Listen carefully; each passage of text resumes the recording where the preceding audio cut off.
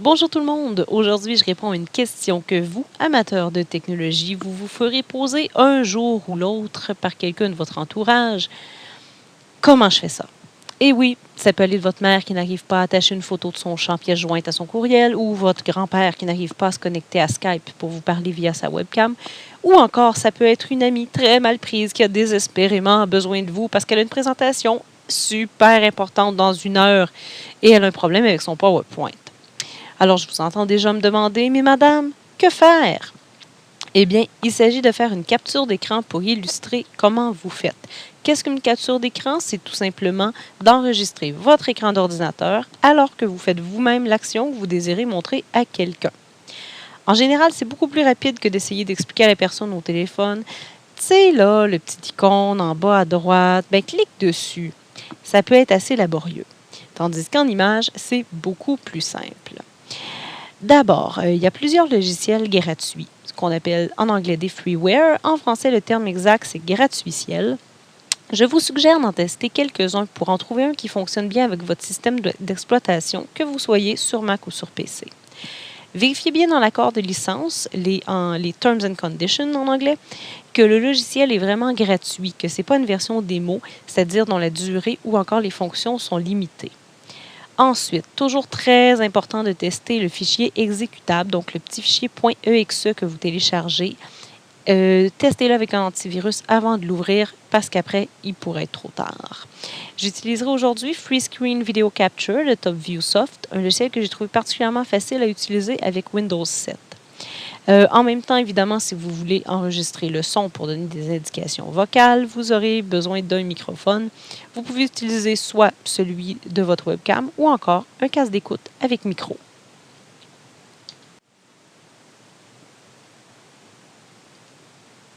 Nous voici maintenant à l'étape du choix et de l'installation de votre logiciel. Je suis ici sur le site web download.com, un site web où vous pouvez trouver des gratuiciels en tout genre pour une multitude d'utilités. Il y a aussi plusieurs logiciels qui sont payants, alors il faut bien vérifier que c'est gratuit. Le logiciel que j'ai gratuit, c'est Free Screen Video Capture.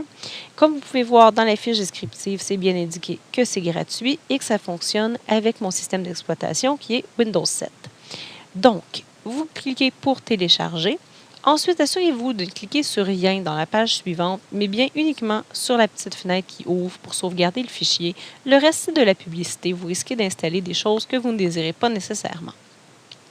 Une fois le petit fichier .exe téléchargé sur votre bureau ou à l'endroit de votre choix, vous cliquez de droite et vous aurez dans votre menu une option pour faire un scan de virus. Donc, ici, j'ai le logiciel Avast, qui est un logiciel gratuit également, qui est installé. Donc, je fais mon scan de virus avec Avast. Il ne trouve aucune menace. On peut passer à l'installation.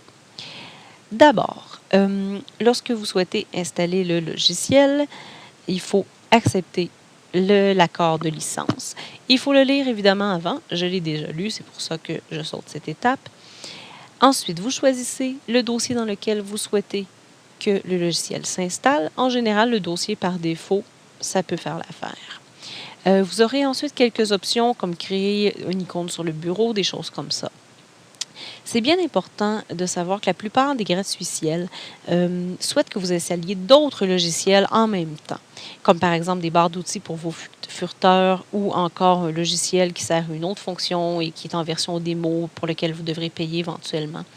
Évitez d'installer ces logiciels-là, ça risque de ralentir votre ordinateur et votre navigation web. Donc, vous terminez l'installation et on se retrouve après cette installation. Une fois le logiciel installé, nous voilà donc à l'étape de l'utilisation du logiciel, c'est-à-dire capturer en vidéo votre écran. D'abord, l'interface que vous aurez lorsque vous ouvrirez le logiciel, ce sera celle-ci. Évidemment, je ne peux pas vous montrer comment ouvrir le logiciel alors que je l'utilise déjà pour enregistrer ce que je suis en train de faire. Donc, je vous ai fait des images fixes pour vous illustrer. Vous verrez que le logiciel d'abord est en anglais. Le bouton pour enregistrer, c'est le bouton Record. Je vous montre d'abord la section Options. Dans les options, vous pourrez voir ici, entre autres, la qualité et le type de compression vidéo. Évidemment, plus la qualité est grande, plus votre fichier vidéo sera gros, donc plus long à télécharger sur Internet. Trop gros probablement pour l'attacher dans un courrier électronique. Il faudra penser à ce moment-là à le mettre soit dans votre blog, soit dans une boîte virtuelle accessible à la personne sur Internet, ou encore le mettre sur YouTube tout simplement et faire partager vos connaissances à tout le monde. Ensuite, vous sélectionnez la zone d'enregistrement. Lorsque vous appuyez sur le bouton Record, votre curseur devient une petite croix et vous sélectionnez, vous voyez ici, la zone que vous voulez filmer de votre écran. C'est possible de filmer seulement une partie ou encore, comme je le fais actuellement, je filme l'écran en entier, selon ce que vous souhaitez. Une fois que vous avez terminé, vous appuyez évidemment sur le bouton Stop et le logiciel vous demandera où vous voulez sauvegarder la vidéo que vous venez de créer de votre ordinateur. Alors, vous choisissez évidemment où vous voulez le télécharger. Vous donnez un nom à votre fichier, c'est-à-dire que vous remplacez le petit astérix ici par le nom que vous voulez donner. Et le tour est joué. J'espère que ce tutoriel vous sera utile quand vous souhaiterez donner un petit coup de main technologique à quelqu'un de votre entourage. À la prochaine!